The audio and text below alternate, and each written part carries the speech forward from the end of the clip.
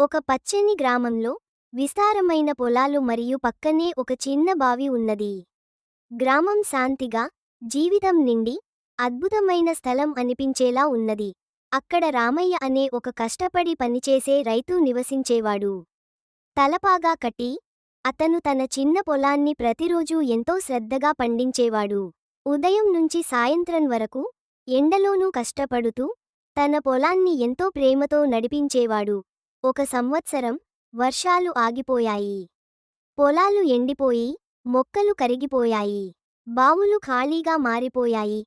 నేలలు పొడిగా మారాయి. మరియు ఆశలు నెమ్మదిగా మాయం అయ్యాయి. గ్రామస్తులు ఒక్కొక్కరుగా తమ వస్తువులు పక్కన పెట్టి, మంచి స్థలాలు వెదుక్కుని గ్రామం వదిలి వెళ్ళిపోతున్నారని చూశారు. కానీ రామయ్య మాత్రం గ్రామాన్ని వదలకుండా ఉండిపోయాడు.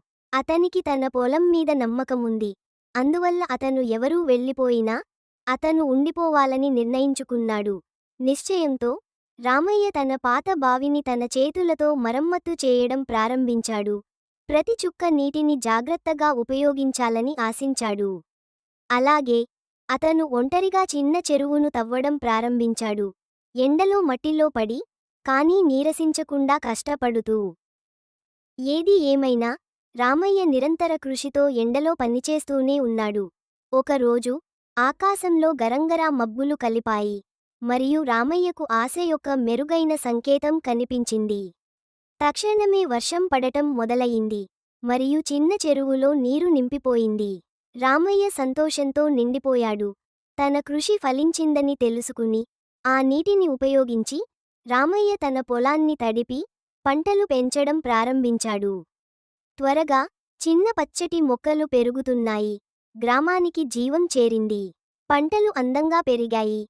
పొలం మళ్లీ పచ్చగా మారిపోయింది. పంటలు పండగల్సినప్పుడు, రామయ్య వాటిని నెమ్మదిగా కోత చేశాడు. ఆనందంతో పంటను గూట్లలో చేకూర్చి, వాటిని లోడ్ చేసి, మార్కెట్కు తీసుకెళ్లాడు. ముందు వెళ్ళిపోతున్న గ్రామస్తులు తిరిగి వచ్చి, రామయ్య తన గ్రామాన్ని ఎలా పునరుద్ధరించాడో చూస్తూ ఆశ్చర్యపోయారు. వారు అతని ధైర్యం మరియు కృషితో ప్రేరణ పొందారు.